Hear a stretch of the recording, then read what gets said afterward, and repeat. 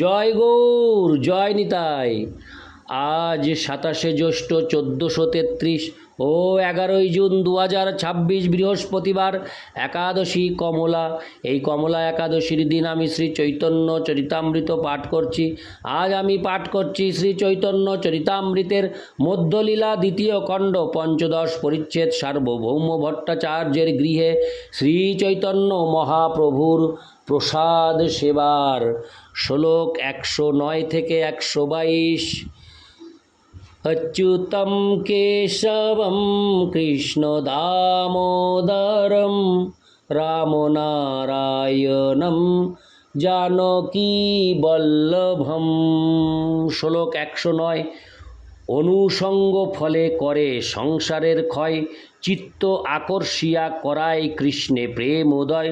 শ্লোকার্থ: কৃষ্ণ নাম উচ্চারণের আনুষঙ্গিক ফলস্বরূপ সংসার বন্ধন মোচন হয় এবং তারপর চিত্তকে আকর্ষণ করে শ্রীকৃষ্ণের প্রতি প্রেমের উদয় করায়। ইতি শ্লোক 109। শ্লোক 110। আকৃষ্টিকৃত চেতসাং সুমনসামুচ্চাটনং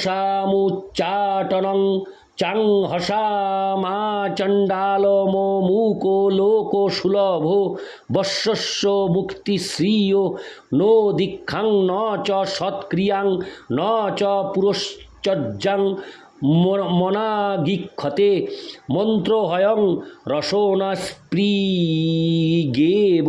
ফলাতি।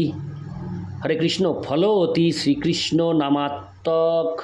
অনুবাদ: বহু সুকৃতি সম্পন্ন সাধুদের চিত্তের আকর্ষণ স্বরূপ পাপনাশক মুখ ব্যতীত চণ্ডাল থেকে আরম্ভ করে সকল লোকের সুলভ মুক্তিরূপ ঐশ্বর্যের বশকারী শ্রীকৃষ্ণের নাম সমন্বিত এই মহামন্ত্র জিহ্বাকে স্পর্শ করা মাত্রই ফল দান করে।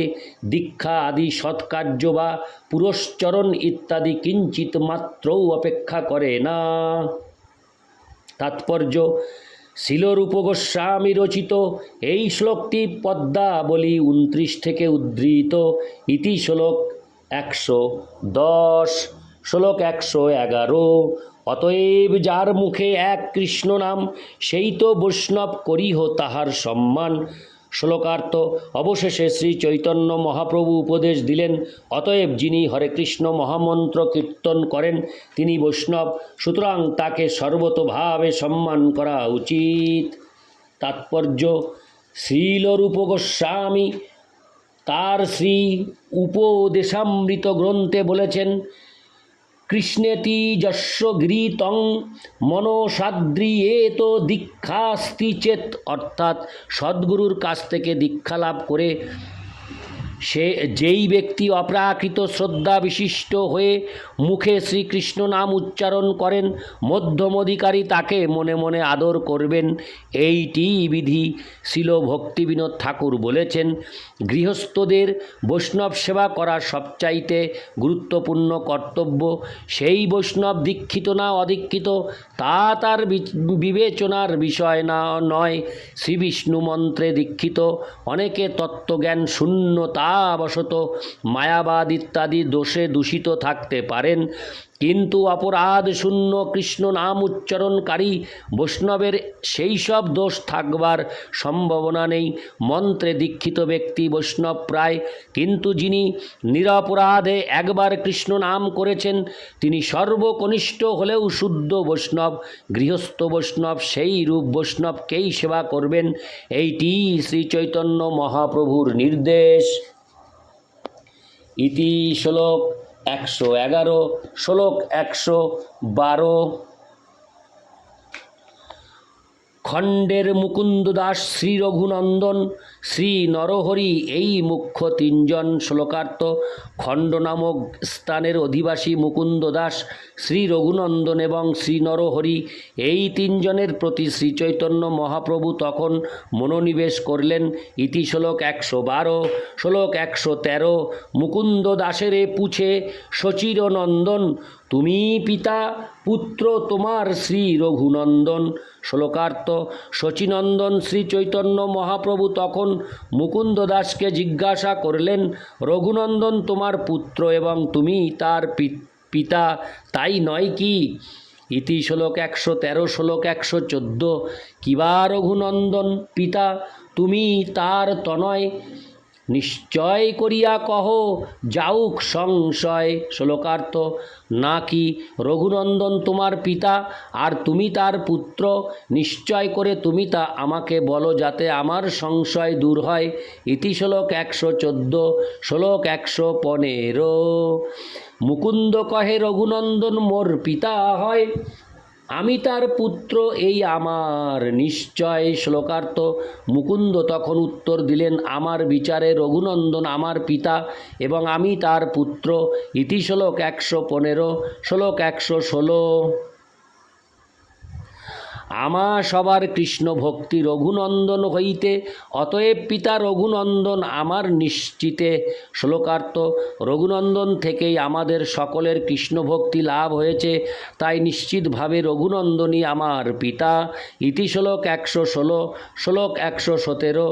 শুনি হর্ষে কহে প্রভু কহিলে নিশ্চয়, যাহা হইতে কৃষ্ণ ভক্তি সেই গুরু হয়।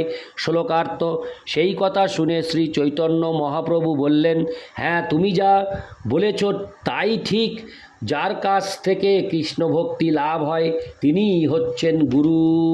ইতি শ্লোক 117, শ্লোক 118।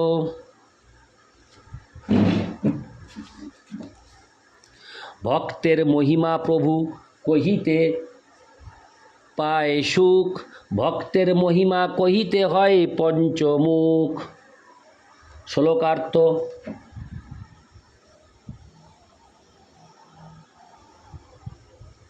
ভক্তের মহিমা কীর্তন করে শ্রী চৈতন্য মহাপ্রভু সুখ পান, তাই ভক্তের মহিমা কীর্তনে তিনি পঞ্চমুখ হন।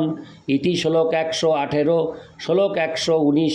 ভক্তগণে কহে শুনো মুকুন্দের প্রেম, নিগুড় নির্মল প্রেম যেন দগ্ধ হেম। শ্লোকার্থ, শ্রীচৈতন্য মহাপ্রভু তখন সমস্ত ভক্তদের বললেন, তোমরা সকলে মুকুন্দের ভগবৎ প্রেমের মহিমা শ্রবণ করো। সেই প্রেম অত্যন্ত গভীর এবং নির্মল, খাঁটি সোনার সঙ্গে কেবল তার তুলনা করা যায়। ইতি শ্লোক 119, শ্লোক 120।